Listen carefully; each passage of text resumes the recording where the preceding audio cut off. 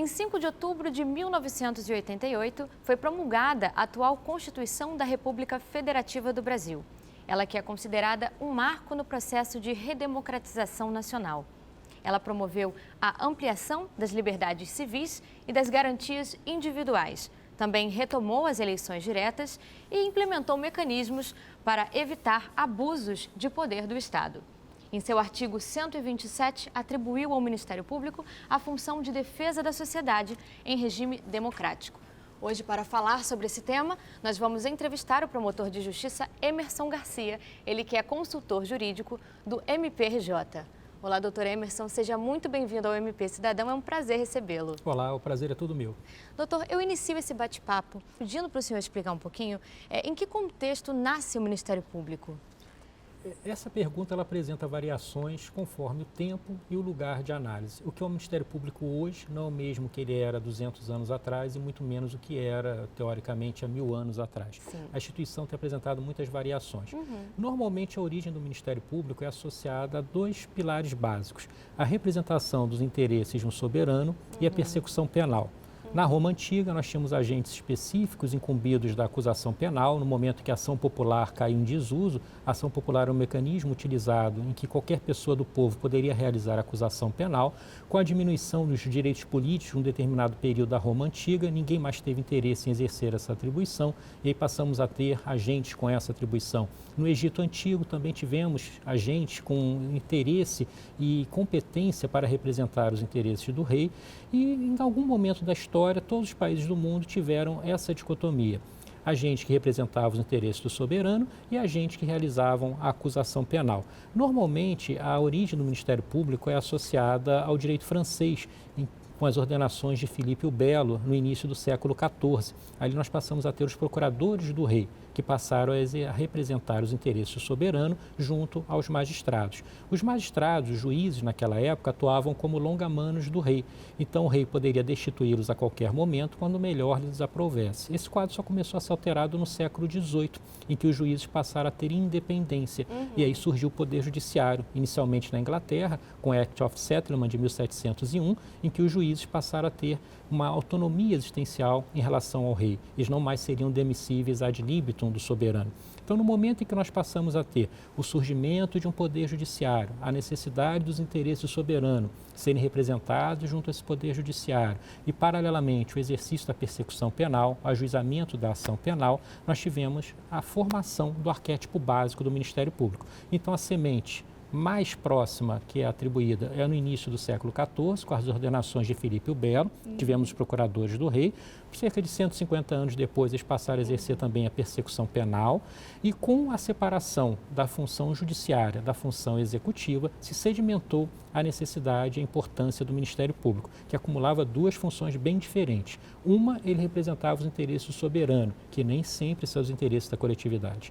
E outra, ele exercia a persecução penal, aí sim representando os interesses da coletividade. Então, esse modelo de Ministério Público, ele penetrou no Brasil em pleno século XX. Nós tivemos esse modelo na nossa realidade, que se espraiou durante boa parte do século. Somente no fim do século XX, com a Constituição de 1988, nós tivemos a dissolução por completo de uma amarra, que era a representação dos interesses do soberano.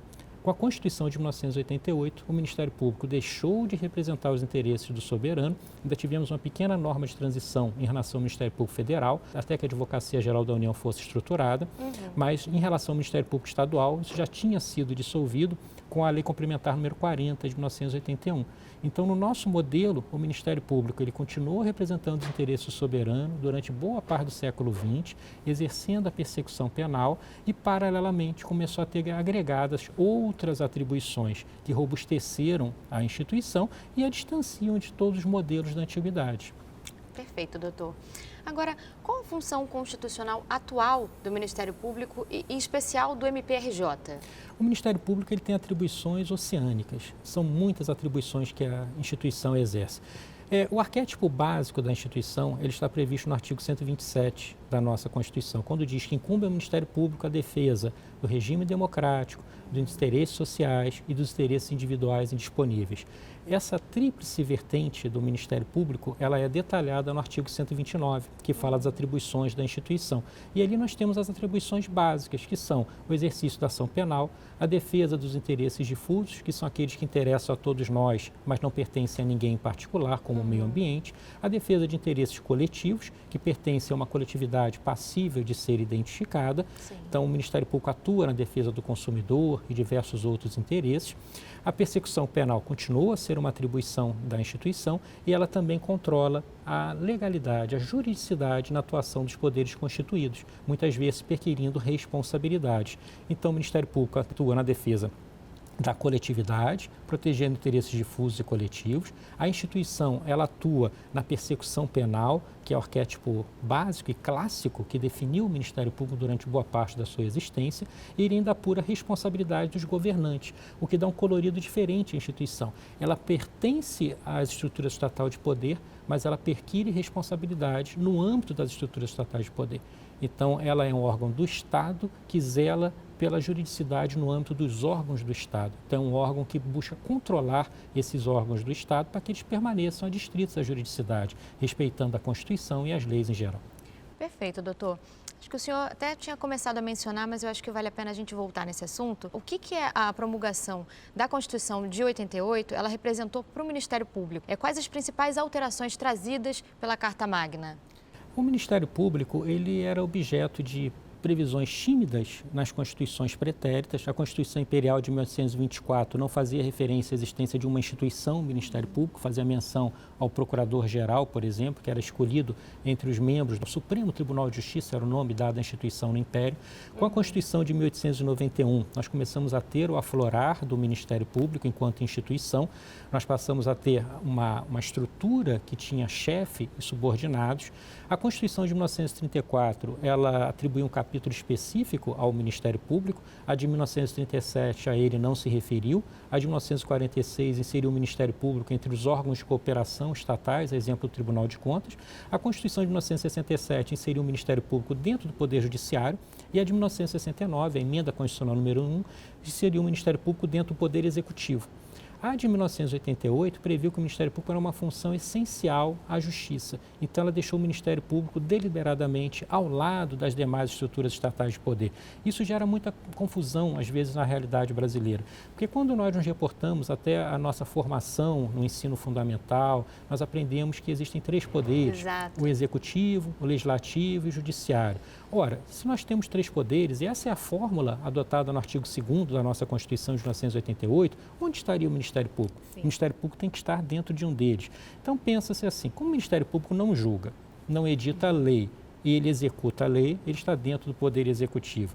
Mas quando as pessoas dizem isso, e o nosso próprio Supremo Tribunal Federal, sob a égide da Constituição de 1988, já chegou a dizer isso, as pessoas não se preocupam uma coisa. Para que uma estrutura esteja dentro de outra, é necessário que a instituição, a estrutura absorvente, tenha alguma ingerência sobre a estrutura da instituição absorvida. Então é necessário que exista um poder hierárquico, um superior sobre o inferior, um poder de supervisão, uma verificação, mas não existe nada que vincule o Ministério Público ao Poder Executivo. A única ingerência do Poder Executivo é a escolha do Procurador-Geral de Justiça, o que se dará a partir de uma lista tríplice. Então, é a única ingerência. Mas a mesma ingerência existe em relação aos ministros do Supremo Tribunal Federal, que são escolhidos pelo Presidente da República e aprovados pelo Senado Federal. E nem por isso se diz que o Supremo Tribunal Federal está dentro do Poder Executivo.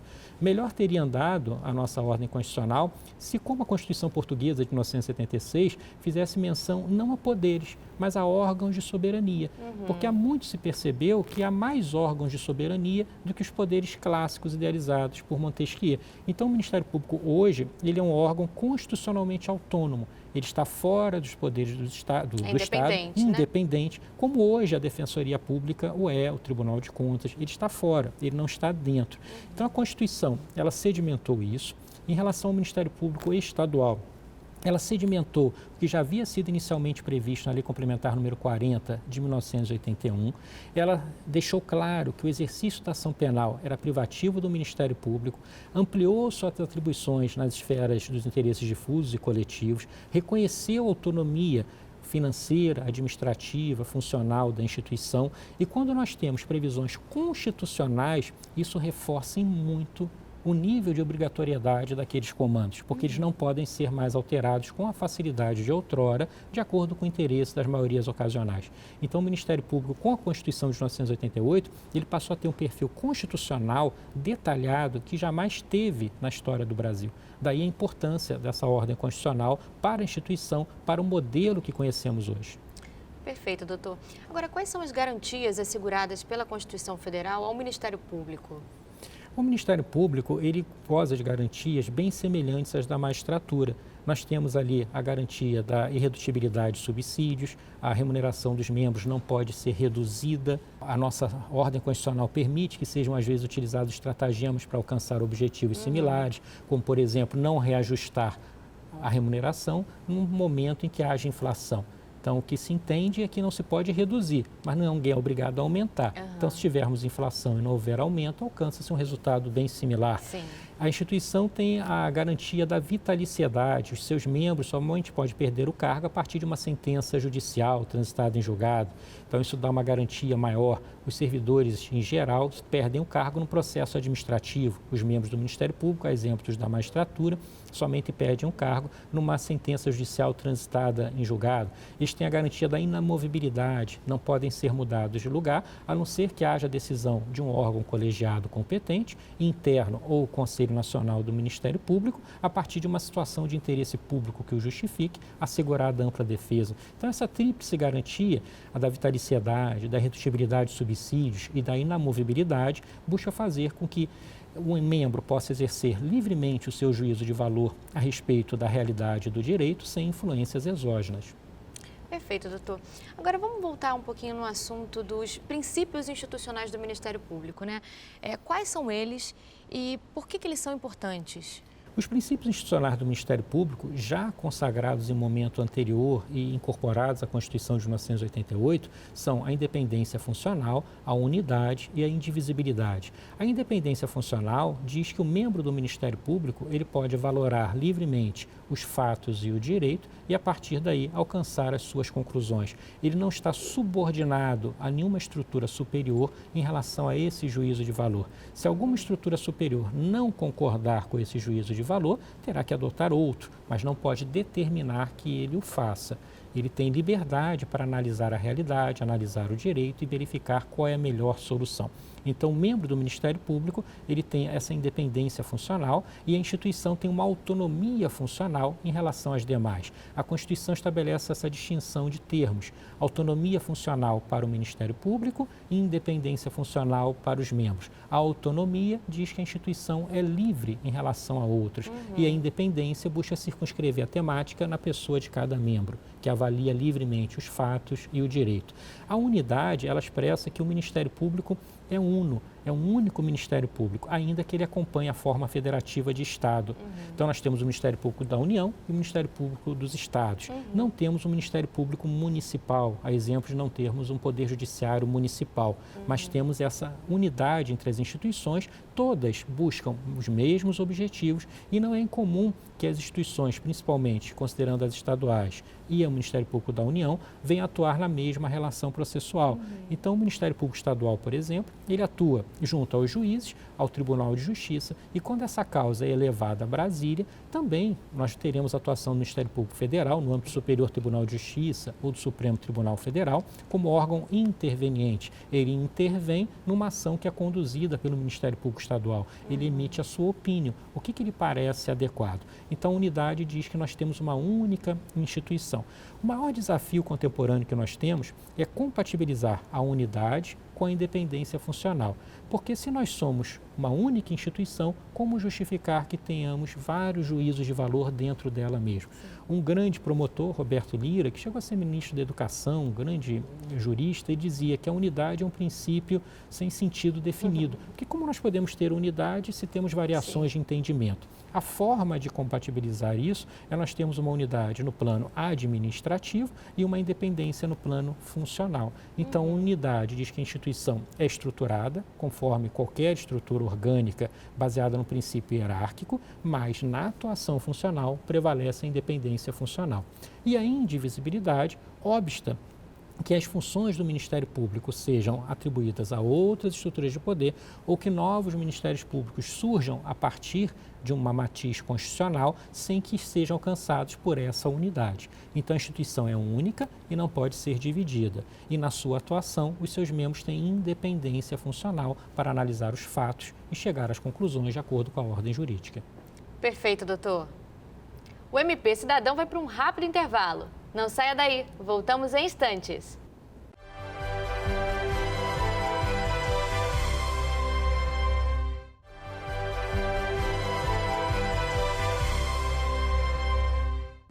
O MP Cidadão está de volta e hoje estamos conversando com o promotor de justiça Emerson Garcia, ele que é consultor jurídico do MPRJ. Doutor Emerson, estamos falando sobre a organização do Ministério Público. Quais as principais diferenças entre o MPU e os MPs estaduais, já que a gente estava falando sobre isso? A organização do Ministério Público, como eu disse, acompanha a da Federação Brasileira. O Ministério Público da União, ele é subdividido em Ministério Público Federal, Ministério Público do Trabalho, Ministério Público Militar e Ministério Público do Distrito Federal e Territórios. Nos trabalhos antecedentes à Constituição de 1988, foi redigida a Carta de Curitiba, que subsidiou os interesses da instituição, a sua defesa junto à Assembleia Constituinte. Naquela época, defendia-se que o Ministério Público do Distrito Federal e Territórios não ficasse inserido na estrutura do Ministério Público da União, mas isso não foi adiante e ele está, de fato, inserido nessa estrutura. Então, nós temos o Ministério Público da União, que é chefiado pelo Procurador-Geral da República, e temos os Ministérios Públicos estaduais, todos autônomos. O Procurador-Geral da República, ele é o chefe do Ministério Público da União, e cada Ministério Público estadual tem o seu chefe. As atribuições das instituições são diferenciadas. Normalmente, elas vão acompanhar a natureza do interesse em disputa. O que eu quero dizer com isso? O Ministério Público da União vai atuar em estruturas vinculadas à União e o Ministério Público dos Estados em estruturas vinculadas aos Estados. O Ministério Público Federal e Territórios, como eu disse, está inserido no âmbito do Ministério Público da União, ele atua junto à Justiça do Distrito Federal e Territórios. Já o Ministério Público da União vai atuar junto a cada segmento da Justiça conforme a especificação do seu ramo. O Ministério Público Federal atua junto à Justiça Federal, o Ministério Público do Trabalho junto à Justiça do Trabalho e o Ministério Público Militar junto à Justiça Militar. No âmbito do Supremo Tribunal Federal e do Superior Tribunal de Justiça, atuam representantes do Ministério Público Federal. Perfeito, doutor. Agora, em relação às eleições da chefia institucional, como é eleito o Procurador-Geral de Justiça e como funciona a votação e a formação da lista tríplice e a escolha daquele que vai exercer o cargo? Uma das grandes conquistas que nós obtivemos com a Constituição de 1988 foi a possibilidade da escolha do Procurador-Geral de Justiça ser feita exclusivamente entre integrantes da classe a partir de uma lista tríplice por ela formada.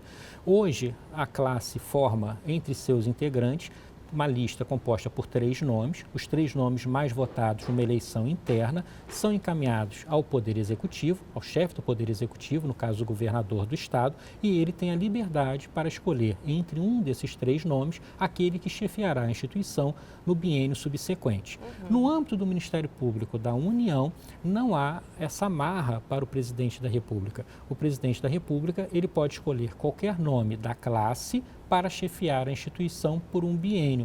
A Associação Nacional dos Procuradores da República, numa iniciativa muito louvável, ela instituiu uma lista tríplice interna. E havia uma vontade institucional no âmbito do Poder Executivo de observar essa lista tríplice. Então, durante muitos anos, o Procurador-Geral da República foi escolhido entre o mais votado daquela lista tríplice formada no âmbito da Associação de Classe dos Procuradores da República. Mas não há essa obrigatoriedade constitucional. O Procurador-Geral da República ele é escolhido livremente pelo Presidente da República, entre integrantes da classe, e o Procurador-Geral de Justiça ele é escolhido pelo Governador do Estado a partir de uma lista tríplice formada pela classe e ele tem a liberdade de escolher aquele que chefiará a instituição. Agora, sobre as diferenças de função, qual a principal diferença de função do Procurador-Geral de Justiça e do Procurador-Geral da República? O Procurador-Geral de Justiça, ele é o representante máximo do Ministério Público no âmbito do Estado. Fala em representante porque ele materializa a instituição, ele não representa. O representante seria o típico procurador, e não é propriamente um procurador do Ministério Público, no sentido de um mandato do direito privado. Ele representa, ele é o chefe da instituição no âmbito do Estado. O Procurador-Geral da República, ele é o chefe do Ministério Público da União e, em particular, o chefe do Ministério Público Federal. Ele não vai ser o chefe do Ministério Público do Trabalho, nem do Ministério Público Militar, que contam com procuradores gerais específicos, mas ele é o chefe do Ministério Público da União. A Constituição previu essa estrutura, essa macroestrutura que alberga as demais. Então, no âmbito do Estado, o Procurador-Geral de Justiça, ele representa a instituição, ele é a autoridade máxima do Ministério Público. É ele que vai se relacionar com outras estruturas estatais de poder ou com particulares em nome do Ministério Público, o que não impede que os órgãos de execução da instituição, promotores de justiça e procuradores de justiça, também atuem com outras pessoas no exercício das suas atribuições, mas elas não o fazem no sentido de estarem apresentando o interesse macro monolítico da instituição, e sim no exercício das suas atribuições específicas. Essa é a diferença. Perfeito, doutor. Agora, o que é o Conselho Nacional do Ministério Público? O Conselho Nacional do Ministério Público, a exemplo do Conselho Nacional de Justiça, ele foi instituído pela reforma do Judiciário, a emenda constitucional número 45 de 2004. É um órgão de controle externo no âmbito administrativo e financeiro. Ele não deve se imiscuir na atuação funcional propriamente dita. O Supremo Tribunal Federal, há pouco tempo atrás, transferiu para o Conselho Nacional do Ministério Público a atribuição de resolver conflitos de atribuição entre ministérios públicos diversos. Então, se o Ministério Público do Rio de Janeiro entende que deve atuar na causa X e o Ministério Público de São Paulo também, quem resolve é o Conselho Nacional do Ministério Público. Então, ele verifica a gestão administrativa, ele vai verificar a gestão financeira, se os gastos estão feitos regularmente, e me parece uma boa iniciativa.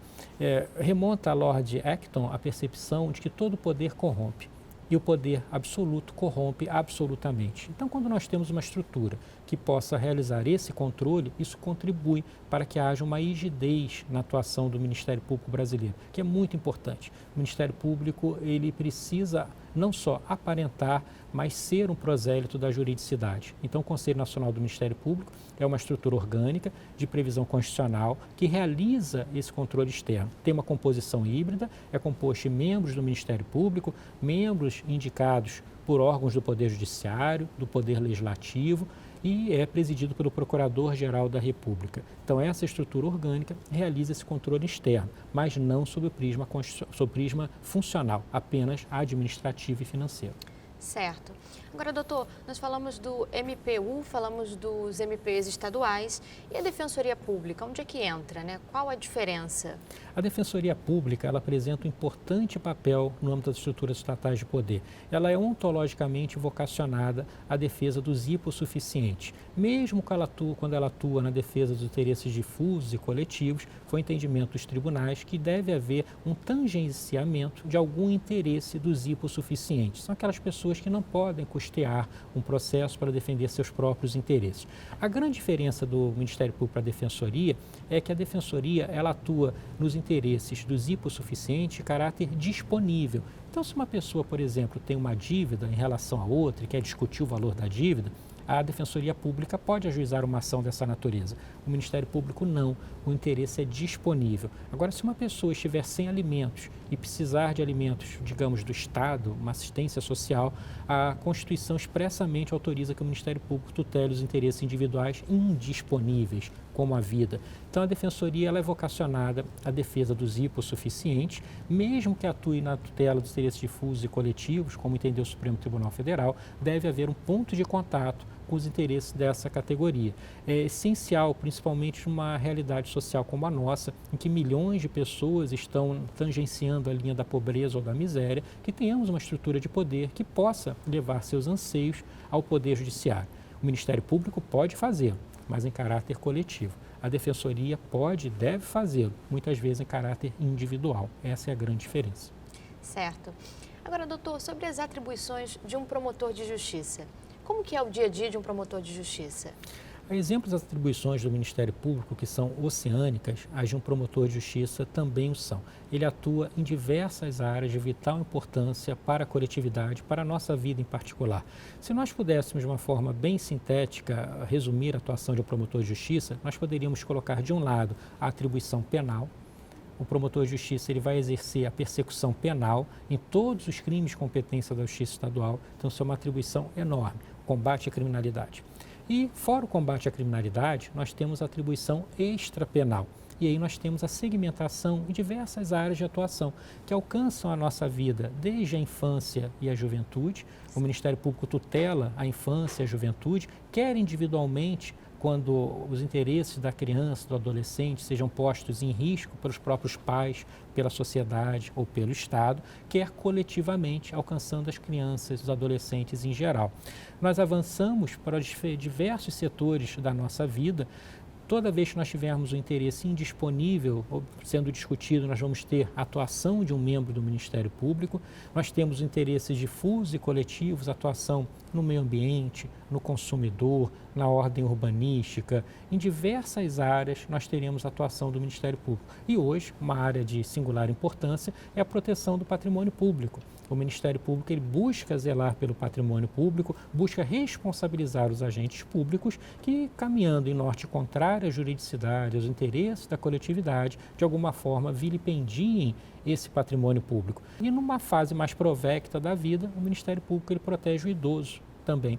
Ele vai atuar em prol do idoso, a exemplo de que faz em prol da criança e do adolescente. Então, ele nos acompanha desde uma fase tenra da nossa vida até o suspiro final. O momento em que nós não temos mais forças, que já somos idosos e muitas vezes temos os nossos interesses vilipendiados por filhos, netos, familiares. Isso é uma coisa muito comum em razão da crise econômica. Claro. As pessoas se agregam ao redor do idoso e muitas vezes sugam do idoso tudo que podem e não lhe dão sequer uma molécula de carinho, que é o que ele precisa. Então, o Ministério Público também atua nessa fase. Então, a instituição ela atua nos diferentes aspectos da vida de uma pessoa, da vida da coletividade. Tudo aquilo que nós tenhamos a percepção de que é indisponível, como a vida, a saúde, a educação, a alimentação, tudo isso o Ministério Público, de algum modo, vai atuar em prol da coletividade. Nossos interesses puramente privados, como dívidas, créditos, o Ministério Público não vai atuar nisso individualmente. Mas, mesmo assim, poderíamos ter uma promotoria do consumidor zelando pelos interesses de toda uma coletividade de consumidores, num contrato com uma incorporadora, num anúncio enganoso, uma propaganda enganosa. Tudo isso será objeto de tutela também pelo Ministério Público. Doutor, o dia 5 de outubro é o aniversário da promulgação da Constituição de 88, o Dia do Ministério Público do Estado do Rio de Janeiro e o Dia Nacional da Cidadania, esse que é comemorado desde 2010. O que essas datas têm em comum e por que a Carta Magna é conhecida como a Constituição Cidadã? A história da humanidade tem nos ensinado que a cada ruptura política, ideológica, nós tendencialmente temos um movimento de maior abertura ou fechamento conforme o protagonismo daquele momento anterior. Se temos um momento histórico de fechamento, aquele que o sucede tende a abrir. Se temos um momento histórico de abertura, aquele que o sucede tende a fechar. Nós vínhamos de uma ditadura militar. Então, a Constituição de 1988, ela buscou nos dar o que nós não tínhamos na época. Ela buscou nos dar direitos de participação política. Quando nós falamos em cidadania, cidadania, tecnicamente, é um direito de participação política. Mas quando nós falamos de uma Constituição cidadã, mais do que a participação política, a Constituição de 1988 buscou nos dar direitos. Nós temos um extenso rol de direitos e instrumentos para tornar efetivos esses direitos. Um dos principais instrumentos outorgados à coletividade, à população brasileira, foi o Ministério Público. O Ministério Público pode ser considerado uma garantia institucional. É uma forma de operacionalizar direitos. É para isso que o Ministério Público existe. Não é um fim em si mesmo. O objetivo do Ministério Público é operacionalizar os nossos direitos. Então, a Constituição é cidadã porque nos deu participação política e nos deu direitos. Quando falamos assim aquela pessoa é um não cidadão. Nós invariavelmente dizemos que ela não é alcançada por prestações básicas, ela não tem saúde, não tem educação, não tem uma moradia, não tem nada. Então a Constituição de 1988 buscou a completude da cidadania, não só a participação política, mas os direitos básicos de todos nós. Então é um marco na nossa história. E por ser um marco, ela teve uma grande abertura de direitos e, paralelamente, ela reconheceu o Ministério Público enquanto instituição, a sua posição nas estruturas estatais de poder e daí a razão de ter sido considerado dia 5 de outubro, a data da sua promulgação, como o dia do Ministério Público do Estado do Rio de Janeiro. O dia nacional do Ministério Público é o dia 14 de dezembro, que foi previsto na Lei Complementar número 40 de 1981. Essa lei foi também um primeiro marco de ruptura de uma realidade institucional que atravessava já séculos em relação ao Ministério Público. Então, a razão da sua importância foi previsto que a data da sua sanção passaria a ser o Dia Nacional do Ministério Público. Ela foi sancionada no dia 14 de dezembro de 1981. Então, o Dia Nacional, 14 de dezembro. E o Dia do Ministério Público do Estado do Rio de Janeiro, já que a Lei Orgânica Nacional só estabelece normas gerais, a nossa Lei Complementar Estadual, a Lei Complementar Estadual 106 de 2003, previu o dia 5 de outubro como sendo o dia do Ministério Público do Estado do Rio de Janeiro, em razão dessas grandes conquistas para o Ministério Público que passaram a ter esteio constitucional, o que não tinham até então. Perfeito, doutor. A nossa entrevista, infelizmente, vai chegando ao fim. Eu aproveito para agradecer ao senhor novamente em nome de toda a nossa equipe. Prazer foi meu. Muito obrigado. E o MP Cidadão fica por aqui. Se você quiser rever esta entrevista, acesse o canal MPRJ Oficial no YouTube. Aproveite para se inscrever, ativar as notificações. Nos siga também nas nossas redes sociais, que estão aparecendo aqui embaixo. O MP Cidadão também está disponível em podcast nas plataformas Deezer, Spotify e iTunes. Eu te espero no domingo que vem. Um forte abraço. Até lá!